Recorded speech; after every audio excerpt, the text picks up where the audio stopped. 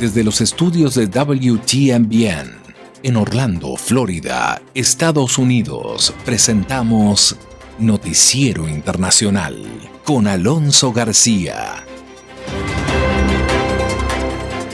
Es un gusto saludarle hoy lunes 19 de julio del 2021 y compartir los siguientes minutos de noticias con los hechos más relevantes de Estados Unidos, América Latina y el mundo.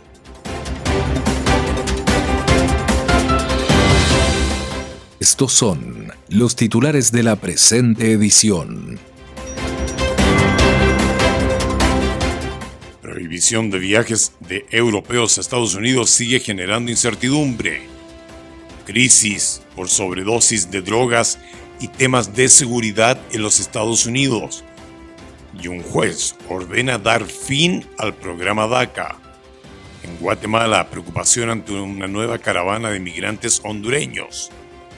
Casi culminan las operaciones de recuperación en los escombros de Surfside en Miami. Situación en Haití y Cuba puede agudizar la crisis migratoria en Estados Unidos. Preocupa también el aumento en la emigración de nicaragüenses.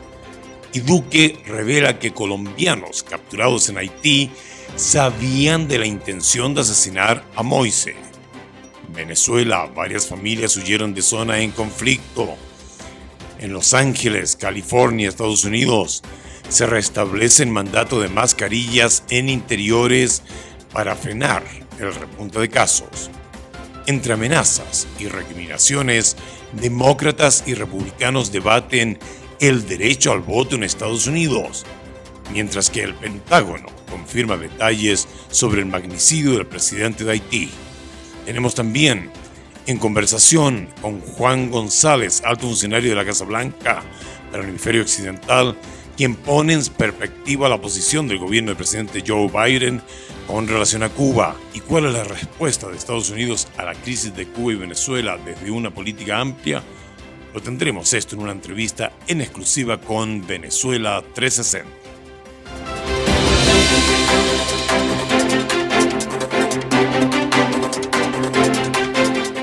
Estamos presentando Noticiero Internacional. Un recorrido por los hechos que son noticia en Estados Unidos, América Latina y el mundo. Con la conducción de Alonso García.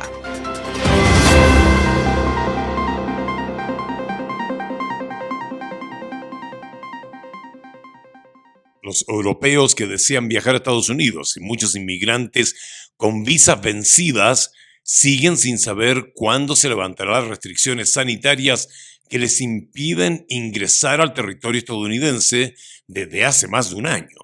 Sin embargo, la situación podría cambiar pronto, según lo que ha señalado la Casa Blanca. Jacobo Lucy nos tiene toda la historia. China, India, Irán, Brasil, Sudáfrica, Reino Unido y Europa son los lugares que siguen teniendo una prohibición de viaje a Estados Unidos. Hasta ahora solo los ciudadanos y los residentes permanentes han podido viajar sin problemas. El resto de la población de estos países enfrenta un muro de resistencia de las autoridades estadounidenses debido a la pandemia. En particular, sorprende la situación de Europa y Reino Unido, donde la población está ampliamente vacunada y el número de contagios es ahora limitado. A pesar de los rumores de los meses pasados, las autoridades de Estados Unidos nunca decidieron volver a reabrir las conexiones entre los dos continentes ante la amenaza de la variante Delta. Pero el presidente Biden, tras reunirse con la canciller alemana Angela Merkel, anunció: está en el proceso de qué tan pronto podemos levantar la prohibición que está en el curso ahora, y podré responder a esa pregunta en los próximos días, lo que es probable que suceda. Estoy esperando saber de nuestra gente y nuestro equipo de COVID sobre cuándo debería hacerse,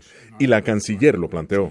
La prohibición de viaje empezó con el presidente Donald Trump y ha obstaculizado el regreso también de personas con visados vencidos que las embajadas estadounidenses alrededor del mundo renovaban, pero no imprimían. Eso pasó a Alice, una actriz italiana radicada en Nueva York que se encuentra desde 11 meses en su país natal, sin la posibilidad de regresar. C'è un vantaggio Existe un malestar personal incluso en términos de salud mental. ¿Por qué no saber cuándo? Porque de hecho ha habido muchas ocasiones en las que se ha dicho que se levantaría esta prohibición de viajar y sin saber de un mes a otro cuándo. Creo esto va a afectar la salud mental de una persona que solo quiere irse a casa.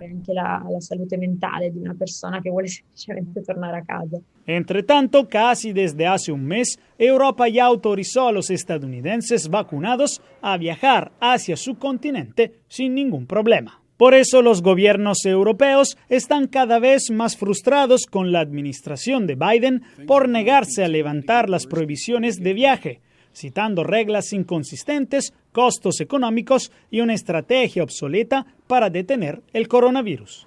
Actualmente vemos la paradoja de que personas provenientes de lugares con muchos contagios y pocos vacunados, como Turquía, Egipto, América Latina, con la excepción de Brasil, pueden viajar a Estados Unidos sin problemas, pero individuos de Europa prácticamente no pueden viajar. Existen varias excepciones, pero según los científicos, esta prohibición de viaje actualmente no tiene mucho sentido si hablamos de limitar la posible difusión del COVID-19 en Estados Unidos. Autoridades estadounidenses de salud reportan un récord de casos de sobredosis de drogas mientras se ataca al crimen organizado y la pobreza en Latinoamérica.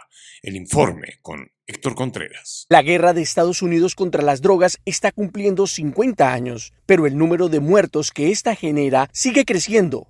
Según un informe presentado por los Centros para el Control y la Prevención de Enfermedades, el CDC, que reporta que en 2020 unos 93,000 estadounidenses murieron por sobredosis, lo que equivale a más de 10 personas muertas cada hora por el consumo de estupefacientes.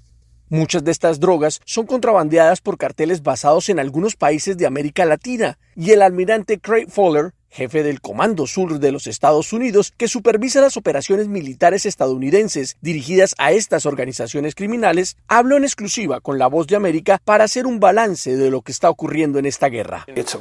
Se está haciendo una presión sostenida sobre estas organizaciones y estamos marcando la diferencia, pero claramente cuando se observan las decenas de miles de personas que han muerto en los Estados Unidos y el impacto en los países socios, así como la repercusión que tiene en la migración irregular, es necesario hacer más. Durante el 2020, las autoridades estadounidenses, junto a algunos países aliados, lograron impedir que ingresaran más drogas que en el 2019. Sin embargo, los cientos de toneladas métricas de cocaína capturadas en redadas de antinarcóticos son solo una fracción de lo que llega a Estados Unidos. Además, el almirante Fowler advirtió que el tráfico de estupefacientes no es el único crimen que causa estragos en la región. Es el tráfico de personas, es la minería ilegal, es el lavado de dinero y es cualquier negocio ilícito lo que les da poder y en muchos casos controlan el territorio. Y son asesinos. Esta es la región más violenta del mundo y tenemos que hacer algo trabajando juntos. La pandemia ha hecho que la pobreza y la inseguridad crezcan y como consecuencia se ha registrado un número récord de migrantes tratando de cruzar la frontera entre Estados Unidos y México. Un informe revela que las autoridades fronterizas han hecho casi 2 millones de detenciones en lo que va corrido del año, lo que marca el punto más alto en 2 décadas. Muchos de estos migrantes provienen del Triángulo Norte de Centroamérica, que está compuesto por Guatemala, Honduras y El Salvador. Y por eso, la administración Biden anunció recientemente un plan de ayuda por $4,000 millones para estos países. Pero algunos expertos afirman que esfuerzos anteriores de Estados Unidos, similares a este, no han logrado llegar a quienes más lo necesitan, debido a la corrupción y la violencia en la región. Un juez ordena dar fin al programa DACA. La información con Tony Cano.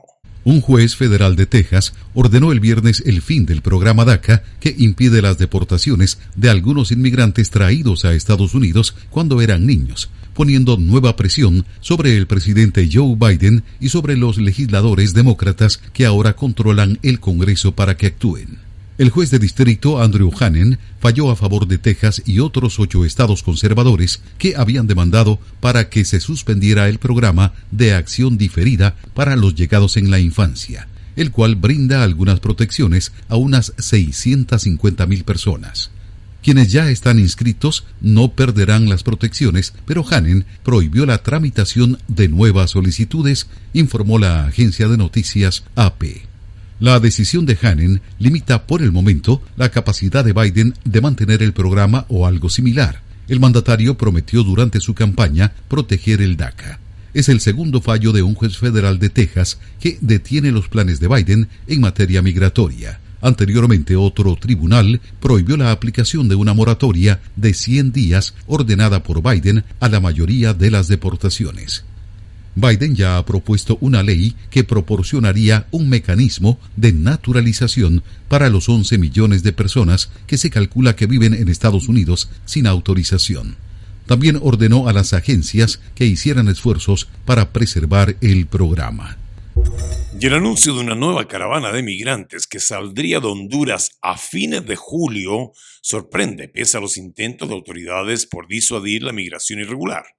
Desde Ciudad de Guatemala tenemos el informe de la corresponsal Eugenia Sagastume. Los esfuerzos de autoridades estadounidenses por disuadir la migración irregular parecieran aún no tener efecto frente al constante número de migrantes que sigue llegando a la frontera, y ahora sorprende el anuncio de una nueva caravana que partiría de San Pedro Sula en Honduras a finales de julio, según información que circula en redes sociales. El grupo tiene previsto pasar por Guatemala y llegar a México y luego a Estados Unidos, por lo que autoridades preparan un plan interinstitucional, según anunció el subdirector del Instituto Guatemalteco de Migración, Welmer Gómez.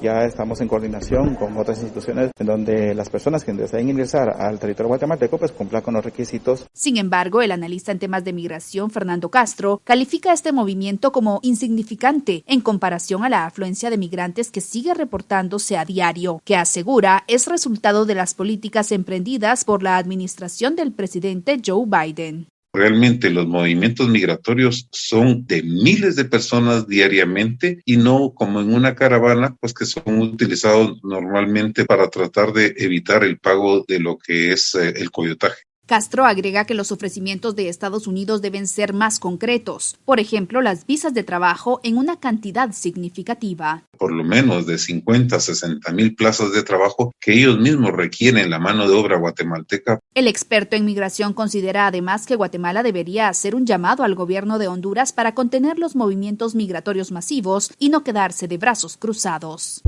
Nos vamos a Miami, en la Florida, a más de 3 semanas del desplome del edificio del Surfside. Ya los bomberos no ejecutan operaciones de recuperación de restos. José Penalete nos dice que son investigadores de la policía de Miami-Dade quienes realizan pesquisas en la escena del desastre. El pasado 24 de junio, el desplome parcial de la Torre Champlain Sur en Surfside movilizó a cientos de rescatistas y agentes de diversos cuerpos de seguridad estatales y federales para asistir ante una tragedia imborrable en la memoria de la nación y del mundo. Luego de más de 3 semanas, los rescatistas ya no están en la escena del desastre porque los restos fueron recuperados casi por completo entre los escombros. Sin embargo, expertos en estructuras del Departamento de Bomberos de Miami-Dade permanecen en el lugar para estabilizar un área frágil del estacionamiento del inmueble. Ya nosotros hemos casi terminado este operativo. Lo único que hemos estado asistiendo al Departamento de la Policía en cuanto al área del derrumbe. Hemos visto que se ha infiltrado mucha agua del mar y nosotros hemos estado asistiendo con bombas sumergibles para sacar esta agua y continuar trabajando en esa área del derrumbe. La portavoz del Departamento de Bomberos de Miami-Dade, Erika Benítez, dijo a La Voz de América que el objetivo de esta operación es garantizar que las piezas en riesgo no colapsen mientras se culmina la recuperación. Al parecer, debido al derrumbe, hay como ciertas fisuras en la pared de contención, la cual retiene el agua para que no entre en esa zona. Entonces nosotros hemos estado trabajando para ver si podemos de alguna manera reparar esa pared de contención. Hasta la fecha, 97 personas han sido clasificadas como fallecidas en la tragedia. Estados Unidos es el país que más migrantes haitianos ha recibido en el mundo y los pronósticos de expertos estiman que habrá un aumento en la población migrante no solo de este país, sino también de Cuba, país que también atraviesa una grave crisis. Una intensa crisis sociopolítica que ha agudizado las condiciones económicas se ha convertido en una de las principales causas para que cubanos y haitianos sigan emprendiendo su viaje hacia Estados Unidos. haitianos. La situación ha empeorado en Haití en los últimos 8 meses con secuestros y la guerra entre pandillas y el Estado que está en el poder, y justo después del asesinato de Jovenel Moïse ha empeorado en Haití y la gente no tiene otra opción más que salir del país. Nixon Bomba es un activista haitiano y reside en su país. El 2% de los inmigrantes en Estados Unidos son haitianos, pero entre 2010 y 2018 hubo un aumento del 17% de esta población en el país, destaca el Migration Policy Institute. Aún no estamos recuperados de la crisis de la migración centroamericana en la frontera entre Estados Unidos y México, y agregar la posibilidad de que tanto haitianos como cubanos lleguen a Estados Unidos va a ser un desafío mucho mayor para la administración. Según datos de 2018, los cubanos son los ciudadanos de naciones caribeñas que más han inmigrado a Estados Unidos. Haití, en cambio, es el cuarto país de procedencia de esta zona, pero predicciones de expertos ven un crecimiento en estas cifras por el apoyo histórico que el país norteamericano ha dado a estas naciones en materia de refugiados. Entre tanto, organizaciones centroamericanas expresan su preocupación por el aumento de la inmigración de nicaragüenses que huyen de la violencia política y la situación económica. Costa Rica y Estados Unidos siguen siendo los destinos predilectos y la mayoría de los que viajan lo hacen de manera irregular. Donaldo Hernández nos tiene el reporte. La Fundación Arias para la Paz explica a La Voz de América que la creciente emigración de nicaragüenses tiene una razón. Nuevamente hay una nueva arremetida política, ¿verdad?, en contra de los líderes opositores y las organizaciones de la sociedad civil. Claudia Vargas, representante de esta organización centroamericana, fundamenta su afirmación en el aumento de las solicitudes de refugio en Costa Rica. En este primer semestre del 2021 tenemos 9.807 solicitudes. El gobierno costarricense confirma los datos. Las 9.807 solicitudes en los primeros 6 meses de 2021 supera las 9.416 recibidas en todo el 2020. Ya estamos sintiendo esos efectos directos de la situación allá en Nicaragua. Generalmente y en este momento los ingresos son de manera irregular. Alan Rodríguez, director de la Unidad de Refugio del Gobierno de Costa Rica, sostiene que se preparan para atender este flujo migratorio. Esperemos que podamos acelerar los procesos para que tengan respuestas mucho más expeditas que hasta ahora. Para eso la administración está trabajando y esperamos que así sea próximamente. Sin embargo, la Fundación Arias ve con preocupación la situación de los refugiados. En Costa Rica también hay una crisis laboral, una crisis económica que ha afectado varios empleos a los costarricenses y de paso también a los nicaragüenses solicitantes de refugio. El aumento migratorio también se ve reflejado en las estadísticas del Servicio de Aduanas y Protección Fronteriza de Estados Unidos, las cuales indican que la migración irregular de nicaragüenses aumentó más de 600% de enero a mayo. El presidente de Colombia, Iván Duque, se refirió por primera vez a los colombianos presuntamente implicados en el asesinato del mandatario haitiano Jovenel Moïse. Jair Díaz, desde Bogotá, nos cuenta. De ese magnicidio que se iba a perpetrar. Para el jefe de Estado de Colombia, Iván Duque, los 24 exmilitares colombianos implicados en el magnicidio del mandatario haitiano Jovenel Moïse sabían el crimen que iban a realizar. Sí, hay un grupo de personas que tenían conocimiento del magnicidio y otros que terminaron participando en él. En cualquier caso, la responsabilidad está clara.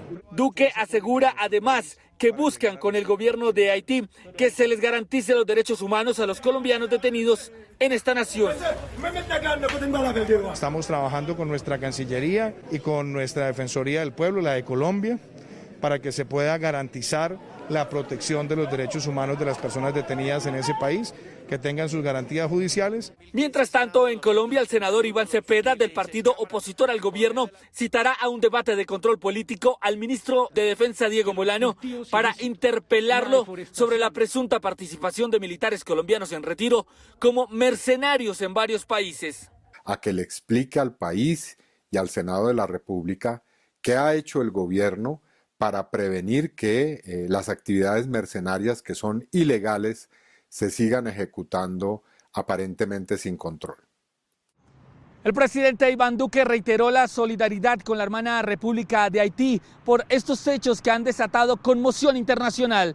Nos vamos a Venezuela por 3 días consecutivos. El suroeste de la capital venezolana volvió a vivir una grave escalada de violencia. Bandas armadas y fuerzas de seguridad estatales se enfrentaron en las calles, obligando a numerosas familias a abandonar sus viviendas. Álvaro Algarra nos tiene los detalles. Más de 22 horas ininterrumpidas de enfrentamiento. Eso fue lo que vivió Carolina Velázquez en su casa en el suroeste de Caracas, en una zona adyacente a la Cota 905, una barriada popular ubicada a solo 2 cuadras de su casa. Ella explica la razón del por qué muchos vecinos se vieron forzados a evacuar el lugar de manera temporal. Habían gente que, bueno, ni arte ni parte, y les cayó una bala por la ineptitud del gobierno. Lamentablemente tuvieron que salir y abandonar todo por el mismo terror. Se vinieron para las misiones que están aquí, cerca del cardiológico, a resguardarse, a resguardar su vida porque tenían niños. Vanessa Mata, otra vecina de la zona consultada, asegura que jamás pensó que viviría en carne propia un conflicto de esa magnitud y lo que significa, a su juicio, tomar la decisión de abandonar su hogar. O sea, dejar tu hogar es dejarlo todo, sobre todo esas personas que viven en pobreza crítica. Mucha gente fue donde familiares, donde tíos, venían aquí y nos decían, mira, o sea, ya no hayamos qué hacer y bueno, porque este es un país sin ley, definitivamente. Este es un país donde las personas no tienen donde quejarse. Las cifras oficiales de lo ocurrido durante el operativo escasean. Y mientras Nicolás Maduro y su gabinete han elogiado la acción de la Fuerza de Acciones Especiales de la Policía por haber controlado la situación, los organismos defensores de derechos humanos no comparten la misma opinión. Pasamos a Estados Unidos. Ante un aumento alarmante de nuevos casos positivos de COVID-19, funcionarios de salud en Los Ángeles, California, anunciaron que restablecerán el mandato del uso de cubrebocas en interiores para así tratar de frenar la transmisión. Advirtieron además que podría ser necesario tomar medidas adicionales si la tendencia continúa.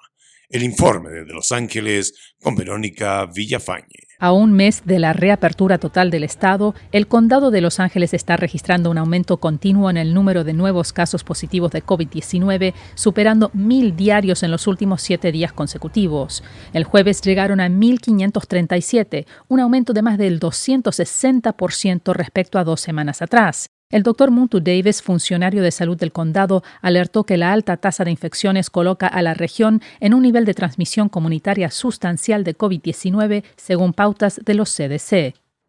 Por esta razón, implementaremos una orden que requiere el uso de mascarillas en interiores para todos, estén vacunados o no. El uso de cubrebocas, cuando se está en interiores con otras personas, reduce el riesgo tanto de contraer como de transmitir el virus. El Dr. Davis recalcó que el incremento de casos y hospitalizaciones se debe a las personas no vacunadas. Vacunarse por completo contra el COVID-19 sigue siendo la mejor acción que las personas pueden tomar para protegerse. El Dr. Davis señaló que el uso de mascarillas en interiores es una de las formas más efectivas de frenar la propagación sin interrumpir las operaciones comerciales y advirtió que podría ser necesaria una mayor intervención si las condiciones empeoran. La nueva orden entra en vigor a partir de las 11:59 de la noche del sábado y seguirá en vigencia hasta que el Departamento de Salud determine que haya una reducción significativa en la transmisión comunitaria del COVID-19.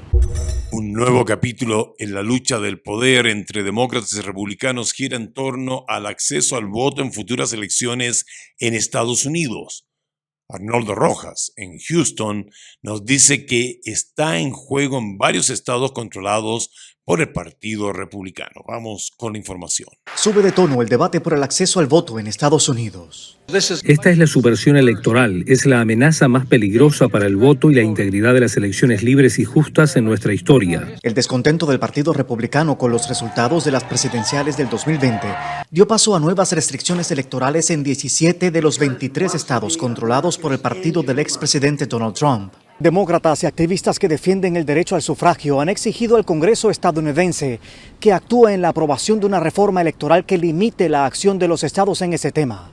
Texas está en plena discusión de nuevas regulaciones. El presidente Biden y los demócratas deben detener la desinformación. Texas simplemente está haciendo que sea más fácil votar y más difícil hacer trampa. A pesar del reclamo republicano de un supuesto fraude electoral en los últimos comicios, organismos reguladores, incluyendo tribunales, rechazaron esa posibilidad en varias instancias. Si queremos decir que esta ley va a hacer que sea más difícil votar, sí, un cachito.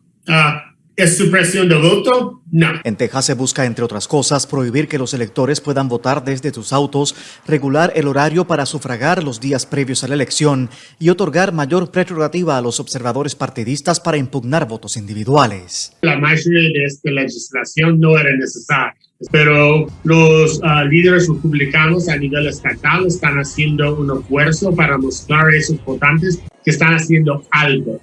El Pentágono confirma detalles sobre el magnicidio del presidente de Haití. Estados Unidos se comprometió a seguir apoyando las investigaciones en curso sobre el asesinato del presidente de Haití, Jovenel Moïse, pero descarta responder por ahora a la solicitud de ese país para envío de tropas. El informe con Jorge Gobián. El Departamento de Defensa confirmó que algunos de los ciudadanos colombianos detenidos en relación con el asesinato del presidente de Haití participaron en programas rutinarios de educación y entrenamiento militar de Estados Unidos. La investigación estadounidense se mantiene en curso, dijo un portavoz del Pentágono. Por el momento, Washington asegura que continúa apoyando de cerca las pesquisas de las autoridades haitianas. Envió a agentes del FBI a la isla y, según el presidente Biden, también un comando de marines para resguardar la embajada en Puerto Príncipe, pero descartó responder a otras de las solicitudes de la isla caribeña. La idea de enviar tropas estadounidenses a Haití no está en la agenda en este momento.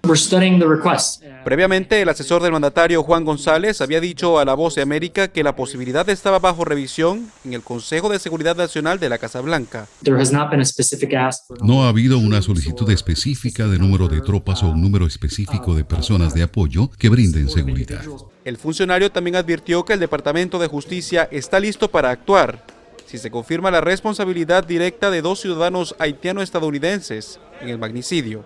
Si hay algún tipo de vínculo con la ley de Estados Unidos, los procesaremos en la mayor medida posible. En esa medida, el Distrito Sur de Miami está involucrado. La División Criminal del Departamento de Justicia, la División de Seguridad Nacional están involucradas activamente. Las autoridades haitianas han interrogado a 27 sospechosos, entre ellos 2 ciudadanos de nacionalidad estadounidense.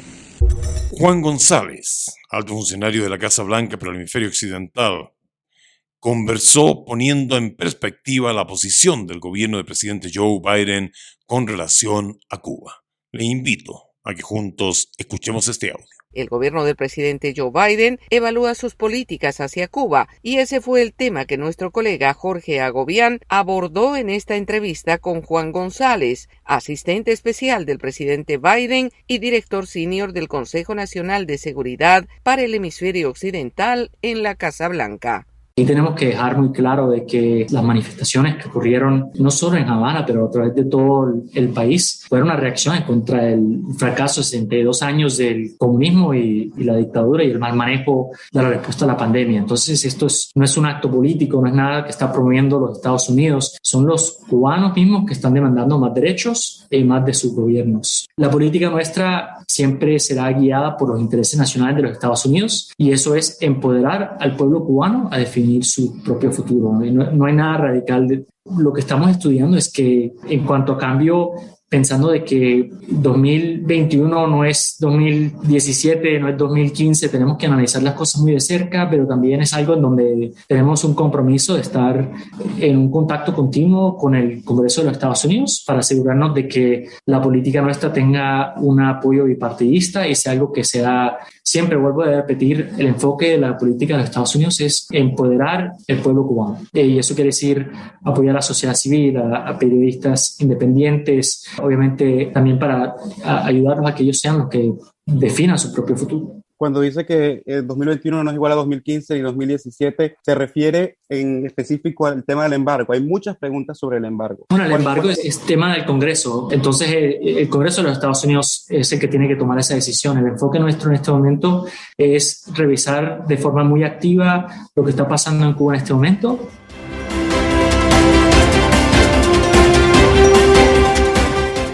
Y eso es todo por hoy. Gracias por haberme permitido acompañar en estos minutos de información desde los diferentes lugares de los hechos. Esta ha sido una producción de la WTMBN. Nuestro agradecimiento a the U.S. Agency for Global Media, formerly the Broadcasting Board of Governors, por el apoyo que nos da con corresponsales en los lugares de los hechos. A nombre de todo el equipo, le deseo un maravilloso lunes. Nos volvemos a juntar acá en esta plataforma mañana. Cuídese mucho.